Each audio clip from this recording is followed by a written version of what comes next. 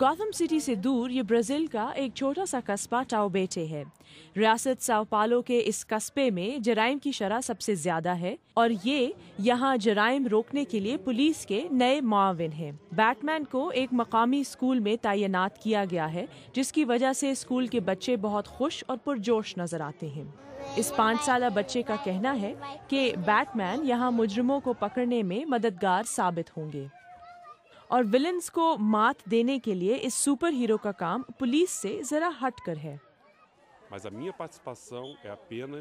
मेरा काम असली मुजरिमों का मुकाबला करने से ज्यादा खेल कूद के जरिए बच्चों को जुराइम की दुनिया से दूर रखना है।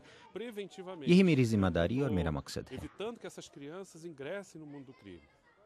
उम्मीद की जा रही है कि पुलिस और बैटमैन को साथ लाने से बच्चे सही और गलत में फर्क जान सकेंगे।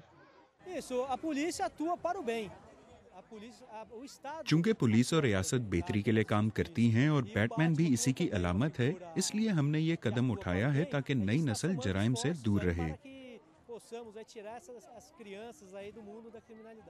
फिल्मी बैटमैन की तरह इस बैटमैन के पास उसकी मखसूस गाड़ी बैटमोबाइल और जदीद हथियार तो नहीं है, लेकिन तब्दीली लाने के लिए इनका वाहिद हथियार खेल कूद के साथ बच्चों की तरबियत है।